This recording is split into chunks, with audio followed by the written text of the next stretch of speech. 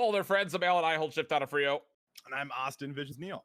This is the Defuse, of course. We're back with the CDL Toronto full recap for you guys here this Monday evening. Hope you guys had a wonderful weekend and a great start to your week. I know, Visions, you had a great end to your weekend and probably a wonderful start to your week, I assume. Absolutely. You know the vibes, with a big win. How could you not be happy? Had to throw the purple shirt on. It's the only purple I have, Alan, but had to show That's the some support, only purple that you own as a Toronto only Ultra purple fan. that I have, besides like a dress shirt. Maybe I should have thrown on a dress shirt, Well, we definitely got to get you some Toronto Ultra gear at some point in time. To get some. But okay, get on it, Ultra fans. We got to get your main man some hype up gear. Let's start talking about Toronto Ultra, as they were the first game up from what was the semifinals in playoffs. They play up against the Dallas Empire. This was one that I think a lot of us would have been surprised to see Toronto take in the first place, let alone to find a 3-1 victory in. That said, though, it was a really close game. The maps 1, 2, and 4 were all terribly close. 252-47, 252-44 on the hard points, and around 11 search and destroy. Toronto didn't look nearly as sharp on the Hackney Yard domination. But the thing about it is, we talked about it before, and just in case you haven't seen this show, we'll say it again. We have always said that this Toronto team needs help for Cammy. And when everybody on Toronto drops 30 kills in map number 1, that obviously helps. That's right. Everyone dropped over 30 kills. I think Bans ended with 38. This was, I think, one of the big moments that you saw. Okay, everybody can step up, and it was a time that they had to do it. It was against this Dallas squad who came off of a win and were looking pretty solid. And I mean, overall, there was maybe some slip-ups from a couple of the members this weekend, but I think this was really a great look for this Toronto squad. And it also was the clutch factor. That's the biggest problem this squad had for us, Alan, was we didn't see a lot of clutch factors that happened in those round 11s that were heartbreaking for us fans. And you got to see that in a lot of the hard points. Just about every hard point they played in the semifinal and the final was close, but it just came down to a lot of members stepping up, and that's obviously what played the difference in being able to come up with a lot of those map wins. Yeah, and on the other side for Dallas, I mean, we've saw, I would say, series after series after series. Clayster had really slow starts. That was the case once again in this one, as he went 22-35. At one point, he was like 19-32 before the final couple of hills opened up. That's not great, especially with a team that you're obviously looking at the young guns that are up front in the SMG line, but they only are successful if your ARs are doing well. And for a while, we were looking at Krim as being the guy that was kind of a little bit too slow. He was kind of just sitting at 50-50, 1.0 KD. Was that going to be enough? Clayster was kind of carrying a number of maps, but this weekend was not that case at all, as they had a little bit of a tough time getting Clay going early, it felt like. That's tough, right, for Clay, especially where he's looked pretty solid the entire year. I mean, absolutely. This is the one weekend where he did. Right. Exactly. This is the one where it's like, all right, what's going on? I think Clay even realizes that himself. He's like, just felt like I couldn't maybe get into that same kind of rhythm that he was getting in before in past events. And it's a little bit tough because he's obviously a staple for the squad. He's still very, very vocal and pulls off, a lot of the calls. But yeah, it was absolutely kind of difficult for him to get anything going, which was nothing like we've ever seen before. I expect him to get back on form, but I think when you don't have your main leader, up to par with everybody else, he's not being maybe as vocal because there might be a slight frustration with him not putting up the numbers he's typically doing. That might have honestly played a factor in maybe some of the reasons on why Dallas didn't find the same success this weekend as they did previously.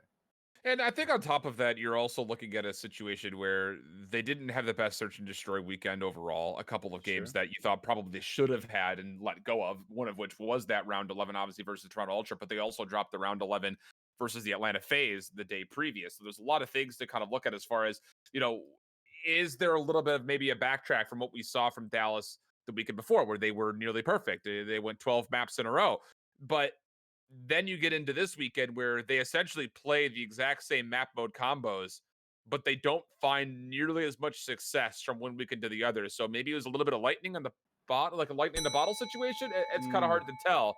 But at least the good news was for Toronto after this win, it kept them alive in the playoff hunt. That was the biggest thing for the Cinderella story. Yes. These guys needed to win this matchup, get to the grand finals, and then one of two things would have had to have happened. They needed to either A, see Optic Gaming lose in the semis, or B, they would need to win everything altogether. But the fact that this Toronto team doesn't really know the meaning of live and let die, really, at this point in time. I mean, they get past a game 5 versus both Optic and Chicago. They go up into a very unfavorable matchup versus Dallas and take it. I think everyone kind of really, instead of just looking over their shoulder at Toronto, are now kind of facing them, forward facing. This is a team that we absolutely need to be talking about more.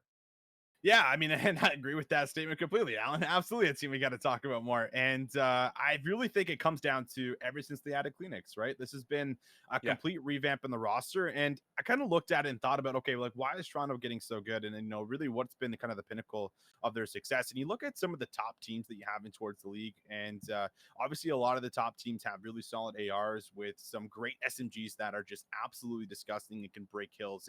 And you look at obviously Atlanta Faze for that, Abizi and Simp are the two that come to mind. You look at Huntsman, you got Scumpy and Envoy, and so on and so forth. But you never really had that factor, I feel like, for Toronto, where it's like, okay, Methods has been, a solid player here, and then you have Cammy, who's obviously been lighting it up all year, but they've been just kind of mixing and matching. And it feels like Kleenex has just done some things that has just been absolutely remarkable. If you look at his movement, and he has that same cracked up movement, it feels like that players like Simp and Abizi have, like Shotsy have, and he's able to make those crazy individual plays, those heroic moments, if you will, to be able to break open hills, find these openings, and be able to save the game in a lot of cases, was exactly what he did. So I feel like he was just the missing piece of the puzzle. Going back and analyzing some of the games from yesterday as well, you could just see how that impact played a really big factor in some of their success in the hard points specifically.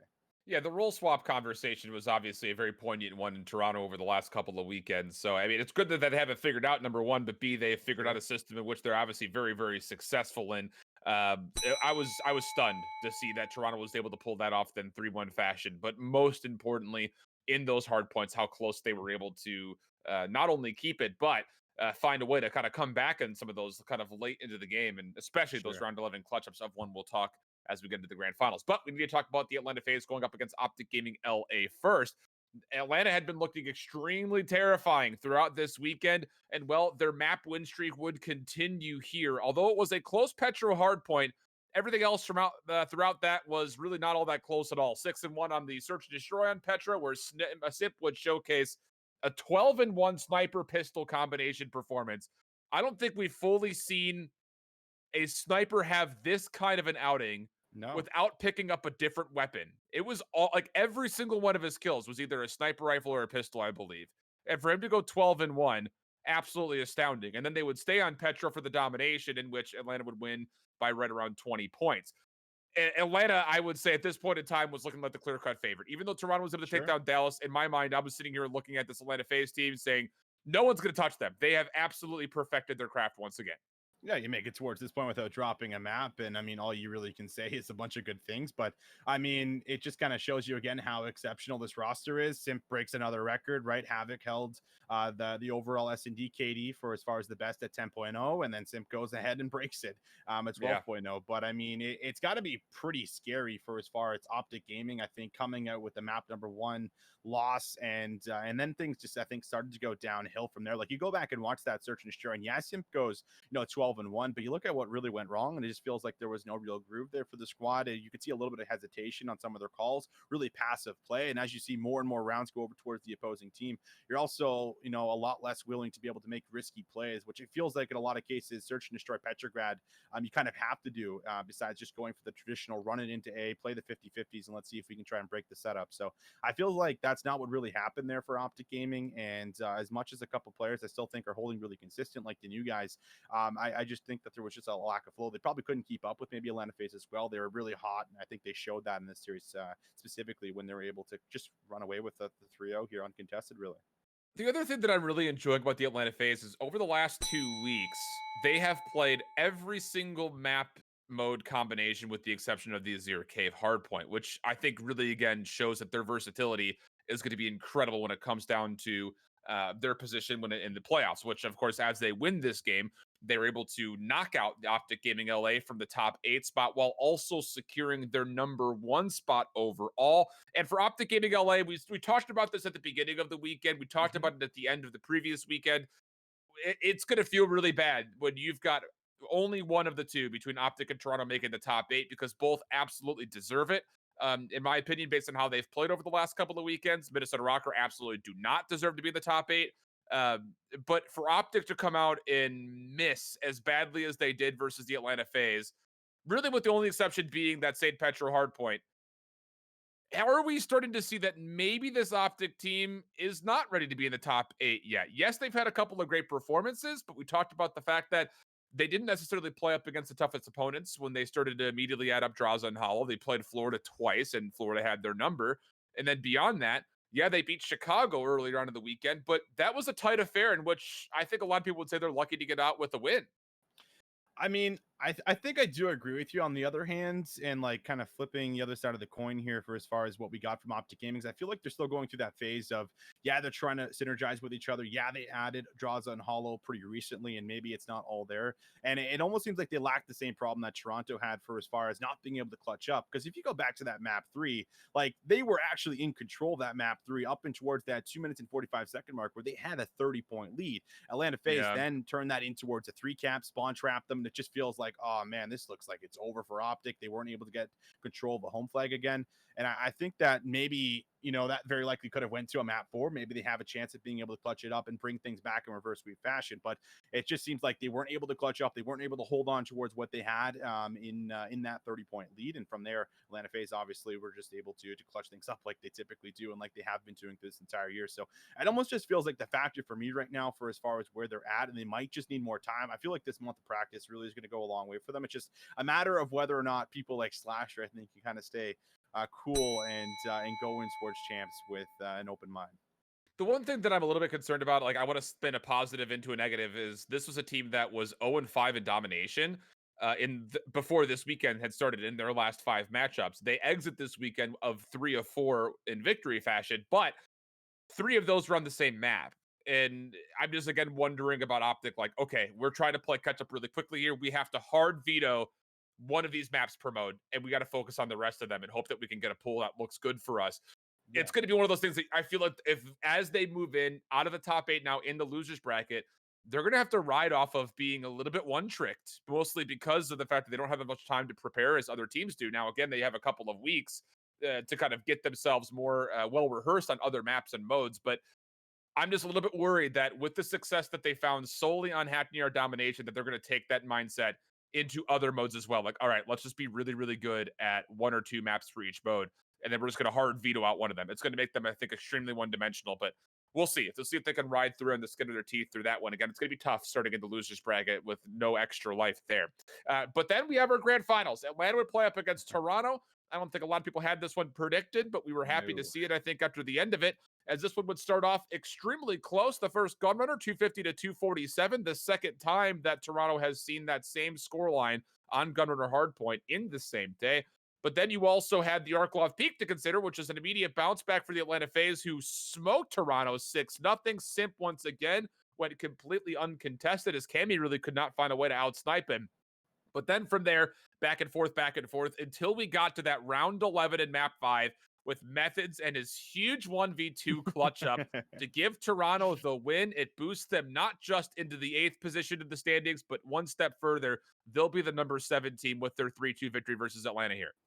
Yeah, what a historical moment, man. Methods, I kind of just want to hit on it early because Methods has not had the best of some situations where he's had to clutch up in specific 1v1s. You know, it's obviously something that he's had to live with, and I'm sure has been very difficult to live with. So to see him do exactly what you just saw on screen right there and clutch a 1v2 where he had to just completely ice up, it's got to be nuts. You know, it's just a great feeling for him individually, like as a moment saying, listen, I did it, I clutched up, we got the W against, you know, all odds stacked against us for the most part heading in towards what was this tournament, and with the best teams as well, right? Like all of the top teams essentially at this one, you know, maybe besides New York for as far as that found a recent win. But it was a big moment. It was a crazy moment for us fans, and to see them do it in what was a very crazy roller coaster of, you know, they squeezed through and grabbed the map number 1. I think that was the most important part, right? Because if they don't grab that map number 1, then maybe it's very possible that Atlanta Faze go into that Arklov Peak and do what they did to Toronto and go 2-0 up in the series. So I think the big moment that I saw here across this entire weekend is that Toronto were really good at responding with the very first map, and they slowed down a bit of that momentum against teams like Dallas, against teams like Atlanta Faze, who had the opportunity, by the way, to be the very first team to go through an entire tournament and not drop a single map. And the fact that Ultra obviously stopped them right then and there, I think was a big factor in that series. 100% the case. But, you know, the other big standpoint is like the journey that this Toronto team has taken. Oh, sure. They were in 12th 3 weeks ago, and now they finished number 7 overall. Yes, I mean, that's absolutely insane. That is by far one of the craziest things that I think we could have ever seen as far as an immediate rise to glory. And the thing is, over the course of those 3 weeks, They dropped 3 series. One was versus Atlanta, one was versus two are versus New York. So, I mean, that's the crazier thing about it. You beat Optic Gaming twice, you beat Atlanta Faze technically twice, you beat Chicago, you beat Dallas. That I mean, you're playing up against another team that's surging with you in the Optic Gaming squad. And then the other three, outside of you not really getting a chance to play up against Florida, you played up against 3 of the other top 4 and were able to beat them. The Mhm. only one that really had your number was the New York Subliners, in which one of those weekends they were just on another level because of the meta swap and the 10mm being GA'd. But the cooler thing, I think, beyond the fact that they only lost 3 matches in those 3 weeks, is the fact that they really never at any point got blown out. Maybe a domination map here, maybe one hard point there, maybe one search there, but everything was competitive all the way through, or they found themselves in big favorable positions. The amount of growth that these guys have found over the last 3 weeks is it's hard to really put it in perspective how outstanding it really is to kind of watch that happen. I completely agree. And as much as I think there's a lot to talk about for as far as obviously this Toronto squad on the up and up, and they've done some fantastic things. You do look back on just some of that series, Alan, and you see a couple players that, actually have 0.7s and then you have 0.8. So it either shows you that someone's picking up the slack, like Zinni, who dropped, 1.24 KD in that series, or they're just playing so well as a team and playing efficiently off of baiting and switching that they're getting the most important kills on the map that are translating in towards the points on the scoreboard. That's what I think we definitely saw within the hard points, but it's still kind of crazy. Like, I don't know if you could actually ever go back to a winning team in like a CWL event, a CDL event, MLG event, or whatever, and see like 3 players with below a 0.8. Like, I don't think you would ever find a stat like that. So it definitely shows you the ability to be able to at least still clutch out. And like I mentioned, have some of these players step up for you that ended up playing a factor. But it is absolutely completely wild. And it just feels like everything is going right heading in towards champs for this squad, and they're absolutely going to be that dark horse squad now in that 7th seed where things are going to be completely changed up. And I just don't know what we're gonna get from this squad. If they're going to keep on improving, maybe they'll get absolutely insane, and we'll see them absolutely maybe just to make a run that no one expects. It's hard to say, and I think that's also the hardest spot about this champs for us this year specifically, Alan. I think there's just so many question marks for as far as what we'll get. So many question marks. And the other thing about it is we've got like 4 weeks between now and when playoffs start. Right. So I mean, A lot it's of going to time. be a lot of progress that could potentially be made from these squads that we're maybe have some question marks about. But taking a look again, we do have our final overall standings. The Atlanta Faze will be your regular season champs at 280 points. The Dallas Empire right behind them at 260 in second. And then the very tight affairs, Florida and Chicago technically tied at 230. Florida holding the tiebreaker gives them the number 3 seed instead of the number 4. And then the 3-way tie in the middle 4. You've got New York comfortably in 5th, and then London, Toronto, and Minnesota technically tied for 6th, 7th, and 8th. But the way that the tiebreaker was kind of set in stone went by overall match win percentage, which puts London in 6th, Toronto in 7th, and then Minnesota in 8th. And then, as we know, for the bottom 4, Optic Gaming LA not quite able to get the job done, but they hold the tiebreaker over Paris, so they will be 9 and 10 respectively. And then Seattle and LAG, only 50 points between the two of them, in which Seattle holds the tiebreaker. At the beginning of the year, I mean, it's kind of hard to say like what your overall power rankings were, but were your expectations somewhere close to this? What was the team that kind of surprised you the most, do you think? I mean, the team that surprised me the most, I think Florida Mutineers. I think absolutely Florida. I'm not gonna lie. When I came in towards this year, I didn't have Florida ranked all that high. I think I had them maybe like 6th, 7th. I think I But did with too, the yeah. changes that they made, like I'm pretty sure that's like probably the most eye-opening thing for sure. For as far as like the top team, for as far as the team that didn't do the best, I feel like it has to be Seattle and Optic for sure. Like Seattle more so when you saw that lineup. We touched on it, I'm pretty sure even on Friday where we talked about some of those players that have just been historically so good through Call of Duty that the fact that they just unfortunately couldn't get anything going this entire year. Karma ends up retiring. Octane plays so well. Yeah. I think that's probably the most disappointing team, at least for me specifically. The funny thing about looking at this, I remember when I was making my initial power rankings before there was even games being played, we just had roster Sure. reveals. Yeah. I had LAG kind of like up in the middle, and people were like, dude, LAG hasn't scrimmed once yet. And I was like, oh shit, I'm putting them down at the bottom. I just like that just remembered, like I just remembered that. Like they were the last Sure. team to start scrimming. Right. And that was the wild thing. And well, I'm not gonna sit there and say that that was what dictated their season because they made a handful of changes themselves, but That was again another team that I'm a little bit surprised with how poorly they played, but at the same Yeah. point, I think they were kind of the slowest to get into into the groove. I mean, we saw Dallas, Chicago, Atlanta. They were scrimming from like day one. Rosters are set. Let's go. Let's get in. Let's try to learn this Sure. game. And I don't think it's as a surprise to see them in the top four. Although Dallas, of course, had a little bit of a slower start to their season because of their grueling opening schedule, where they had to play both Atlanta and Chicago. God, that was so loaded against them. That was such an unfair weekend for them. My goodness. But regardless, I think that this was pretty much as expected. I had Minnesota sitting around the seventh, eighth spot on my like way too early predictions. I had London sitting right around there. I think Toronto's obviously surprised me a lot. I had them near the bottom with Paris because like we didn't know who was going to be starting for that team initially. When Yeah, you've got that's true. a difference of like 17 different players between two squads that could potentially be on the mix. So a little bit surprised by how Toronto was able to end up, and I think that was obviously kind of showcased in the last 3 weeks, them finding so much success. But with that, of course, now that we have our final standings, we will actually have our opening rounds for the playoffs, and we at least have 4 matches that we could talk about to start things off. Optic Gaming LA will play up against the Los Angeles Gorillas in what would be one of the first lower bracket matchups. Kind of strange to see both LA teams here, Austin, but this is going to be an interesting one because these guys battled very evenly with each other back at the LA home series where Optic nearly choked. And then they turned around and LAG were able to kind of blow Optic Gaming out of the water a couple of weeks later. That was, of course, after a handful of changes for both teams came through. What are your thoughts about this opening losers bracket matchup?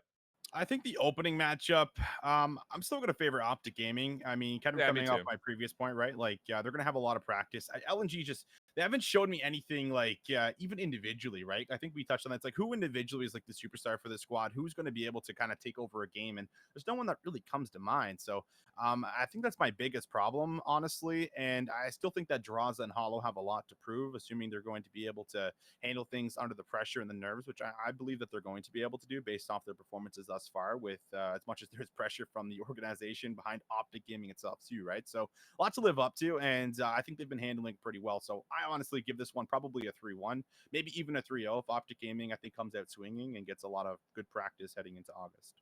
Yeah, I don't see Optic losing a respawn versus a team that has atrocious stat lines when it comes to both respawn modes. I mean, they on average lose a hard point map by 37 points. The next closest is the Seattle Surge, who lose it by an average of 20, if that puts it any kind of perspective on that. Their Yeah. domination, they lose by an average of almost 19 points. The next closest is actually the Toronto Ultra, who lose on average of almost 9 points a game.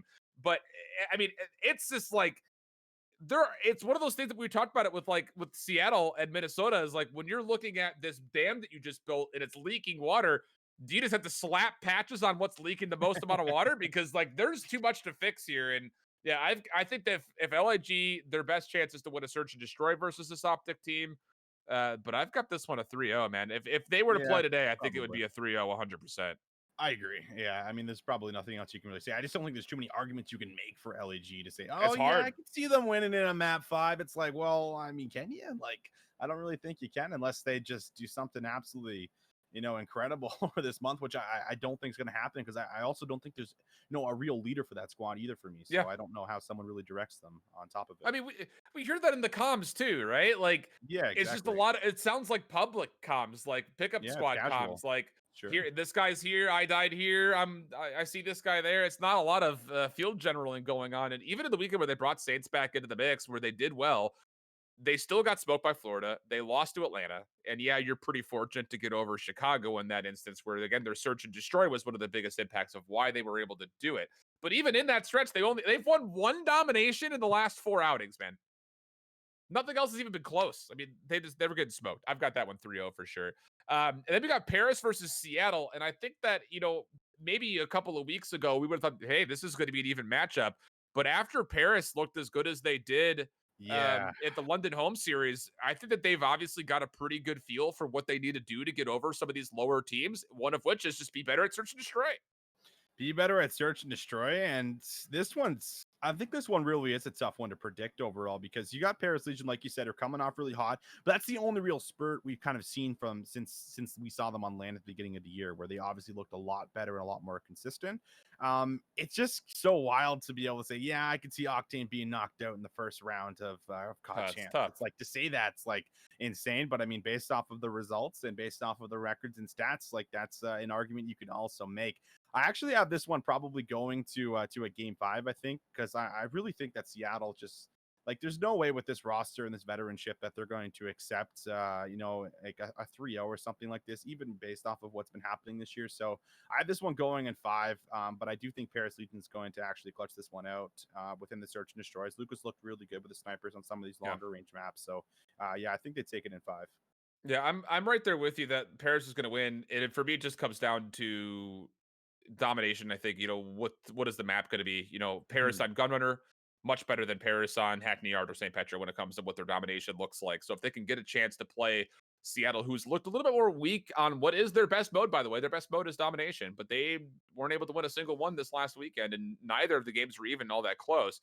If they can find a way to get onto Gunrunner, even though it is Seattle's technically best map, I still think that's their best chance to kind of get through the surge. But I've got it going 4. I've got it 3-1 Paris. I just there's not a lot you can say that's positive about the Seattle Surge team. It's really, really difficult. It's really, really difficult. And I think beyond that for Paris, you've only lost 3 search and destroy maps over the last 3 outings that you've had. A plus, especially when you're going up against a team that is by far the worst search and destroy team in the league. So, sure, man, it's gonna be so hard to watch those matches, man. It's gonna be some really ugly Call of Duty, I think. Yeah, I agree with you. It's going to be some ugly Call of Duty, and it's just a weird format too. It's like just from a player standpoint, and kind of putting yourself in their shoes. It's like you're going to play one series, and that's it. Like 2 teams are going to play one series, and they're done. Like that's just kind of mind blowing thinking about that. Well, our upper bracket, New York plays Minnesota. Again, it's going to be hard to kind of give a read on this one outside of just praising what the New York Subliners will likely do versus Minnesota. But that said, New York obviously showcased in its last outing after the meta swap that there are some pretty considerable vulnerabilities when they lost 6 maps in a row.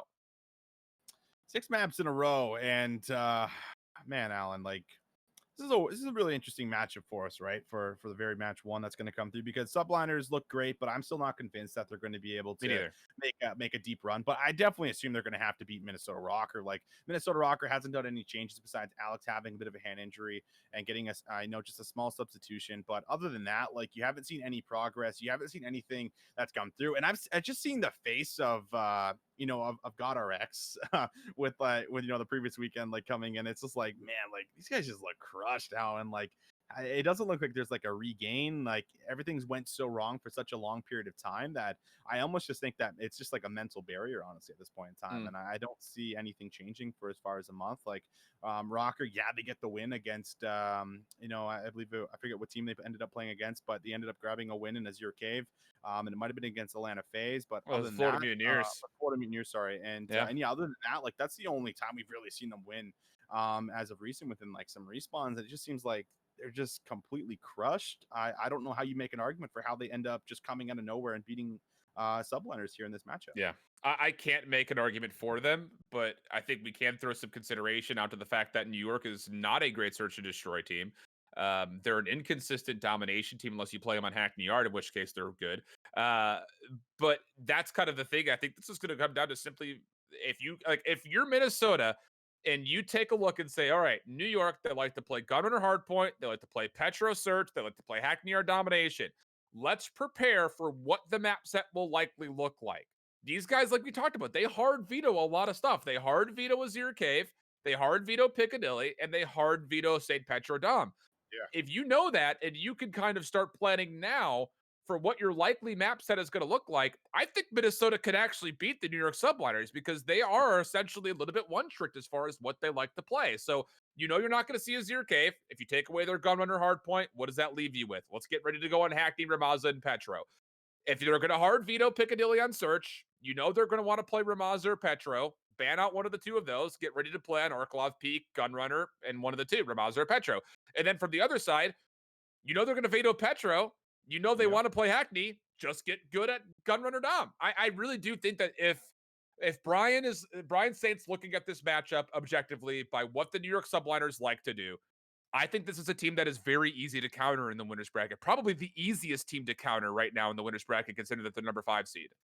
Yeah, and I mean, I actually kind of agree with that actually completely because they have just looked, I think, a little bit too much of a one-trick pony, and unless they're looking at extending their map pool, then I think it'll just be completely easy for teams like Chicago Huntsmen and then Atlanta Faze if they were even to make something crazy happen. So yeah, I think it's very likely that they end up still winning against Minnesota Rocker, probably 3-0, probably 3-1, and then they go into our Chicago Huntsmen. Then I think they drop down, but yeah, I just think that the Subliners, they had just one good event that came in for themselves at their own homestand. And it on was a meta change. That's right, on a meta change that suited them really well. And it was a pretty soft event, I think, for the most part, like we pretty much agreed on too. So I think there was just a lot of things playing against them for as far as maybe these other events. But I just don't think that there's nothing exceptional that I've seen that's going to be like, right. yeah, I could see Subliners making a run here toward the winners final. Like, I just think that's really far-fetched.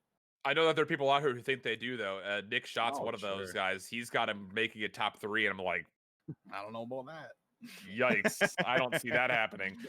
London versus Toronto, the other upper bracket matchup that we'll see initially. This is a matchup that we've only seen once before, and the last time that London played Toronto, you have to go all the way back to the second weekend of the year when it was at London, in London, when it was still on land. And even that was a 4-game series that was relatively close. Beyond that point, though, obviously these teams are wildly different from when they played the time before. So just kind of throw that stat line away and look at what's happened recently. For London, you've gotten better than I think you were before. You were very inconsistent at Dom. You finish off your home series with 2 out of 3. That's good news for you. You're still 50-50 for the most part in your hard points, and you're still 50-50 in the searches. The problem here is you're playing up against a hot Toronto team that really seems to have figured out exactly what they need to do to win. And even though they are mostly 50-50 in their dom searches and hard points, I've got a lot more favor built up for Toronto in the head-to-head matchup. The only exception being Scraps, who's starting to show that he very well could potentially swing some extra favor in London's corner. I just don't think there's going to be enough for London to get past what we just saw from Toronto this weekend versus especially top-tier teams. I agree. I mean, I think that there's a lot of momentum, and I mean, this matchup is actually really interesting because Cammy's looked really hot with the sniper, and obviously, Wuskin's also one of the best snipers, within the league right now with the most kills. So I think that'll make for some very exciting search and destroys, maybe some also interesting vetoes for as far as that mix in that best of 5. But I think you have to favor Toronto. I think that they're going to have a slight edge for as far as the hard points for sure. Despite maybe a lot of those records, I think playing previously from the first half of the league. Now I agree they're a completely different team. I think that they are in the perfect spot to be able to probably 3-1 this. Maybe they end up losing the Dom, but I think they could even actually 3-0 the London Ravens. I think they could too. And I mean, that's something that you can make an argument for based off of what we saw this weekend. They took down, the hardest homestand of the entire year, and they looked pretty good doing it. We saw the clutch factor. That was what was missing for me. So I think they come out of this one absolutely swinging, and they're going to send London Royal Ravens right down to losers bracket right away. Yeah, I think that's actually exactly what I'm thinking. It just depends because London will have the favored seeds, so I'm pretty sure they do get the 1-3-5 pick when it comes to maps overall. So maybe they will be able to find a way to take maybe that domination. But again, London's been very inconsistent there. Or I would say the hard point, if they can get their map pick, they very well could find a way to take a map away from Toronto. But I think that Toronto looks way too good right now. That brings us to our viewer questions segment. We'll be doing more of an in-depth look, I believe, at some of this playoff stuff as we get closer to the date. So for now, we will be taking viewer questions for you guys. Exclamation point giveaway in the chat. We'll get you a link to the Twitter post, which if you reply to with a question and we choose to answer it, you get 5 free CMG credits. Pretty easy way to get yourself some extra money to play with around the week. And we do have a pretty regular reoccurring guest here who asks great questions every single time. So, Harry, thank you for keeping submitting. And a couple different questions for us to choose from here. We'll pick one of the two. Let's see here. Okay. So we kind of already asked this about Toronto, so we'll skip that one and talk about his second question, which was, do you feel like Draza and Hollow have made a big difference for the Optic team? If so, what do they bring that Chino and JCap didn't? And do you see them performing well at lands too? I guess that's kind of a question of if that were ever to come back in the near future, more than a obviously immediate when it does for playoffs. So for me, I think that Draws and Hollow just bring a little bit of actual inside information from the amateur scene that, again, a lot of people on that roster, like Kenny and like Slasher, were unaware about. So I think they actually brought just a lot of really good information. And despite what they bring from the roster that Chino and JCap didn't, I don't think JCap was unfortunately, able to keep up with the movement in this game. So I think that he was just slightly behind, and that was the big problem with him, is that he just wasn't finding kills on the map. And then as much as kills don't exactly tell the whole story in Call of Duty, it's definitely a big part of playing out certain situations. So that was, I think, the reason for me. And then for as far as Chino, I just don't think Chino was the solution that they needed. They needed a smoke player, and Chino's never been that smoke player. Look back to one of his best years in World War II, and he was a hard AR player that allowed Kenny and other players, move around the map for him, and he played around his team, where I think Optic Gaming needed someone to play around them. And I think that's what Draws and Hollow really bring to the table, is everybody can play around them at the moment right now. And it just seems like Draza is the smoke player they needed. He's a crazy sub player. He has the clutch factor that we've seen this weekend as well, where he was dropping some pretty insane numbers, also able to regain in that Azir cave where he started 7-14 and brought things back to like 38 and 34. So that's the missing factor. And Hollow also had himself a very important weekend where he showed us, okay, he can also pop off. He can also go big. I think he's the second AR that the roster's been missing as well. So I think they've just kind of been the perfect pieces that Optic Gaming just have not had the entire year, based off of the players that they had in specific positions. I'll say this much. I think that Chino did bring what Optic needed, but the problem was they needed somebody else to also bring something to the table. Like, Chino individually subbing in wasn't the answer. I think if he were to have come in with Draza, I think he would have been playing just as well as Howell's currently playing.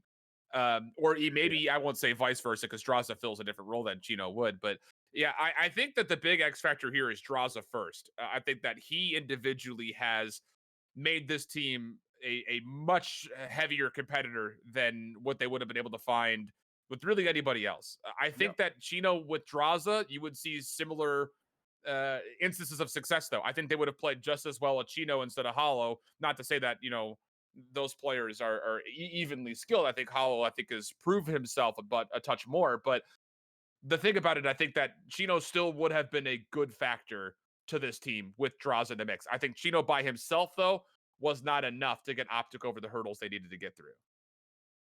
I think that's fair. You could make an argument. I mean, until you see it, obviously, we don't know. But I think that it was definitely they needed more than one player. I do agree with that.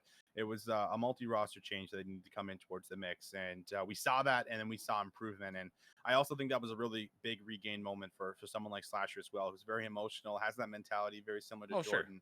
Right. So I think that also played in towards it. But I think young talent obviously is now kind of being appreciated a lot more, especially halfway through the season. And we're starting to realize, what some of these young talent is capable of doing. Another little late question that gets posted up here, and I think we're both going to have a very quick answer for this one from Affinities. He asks, do you think Seattle Surge can make a run at champs with the bracket they have? No, because they're not getting past their first round. No, I agree. Yeah. Just like we touched on it. There's no argument that can be made unless Octane just like does something that no one has ever seen in Call of Duty history. There is no way I don't think that we do it. Or maybe we get the insane apathy that we did actually get very recently. Maybe there's a chance there. I just don't see it, unfortunately. Too much has gone wrong for this roster, and there's no way to make an argument that they're going to be able to make a run.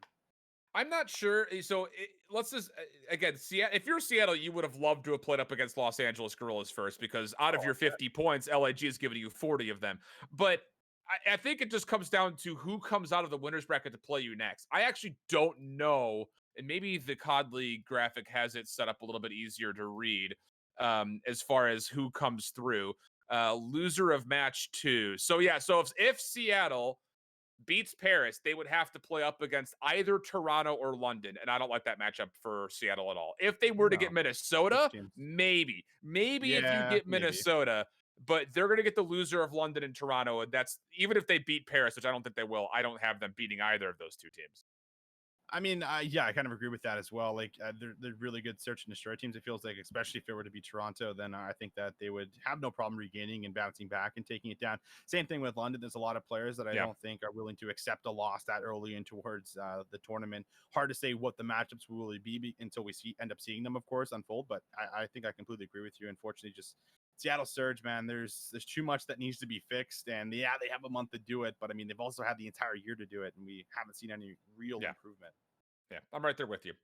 So good questions through. Thank you guys for submitting those. Really do appreciate that. That's going to conclude our show for the evening, though. Again, we very well may do a bracket specific show where we talk about it in more detail and maybe kind of break down these matchups a little bit more specifically as far as what we're looking forward to for all 12 teams. A little bit unclear if we'll be doing that or not. So definitely stay tuned at CMG_esports on Twitter for more information on the Defuse. And of course, you can check out previous episodes and previous portions of this one on our YouTube. It'll be uploaded there here very shortly. But until the next time we see you guys, we hope out there you keep pulling it down and don't let that fuse fizzle out. Later. Bye-bye.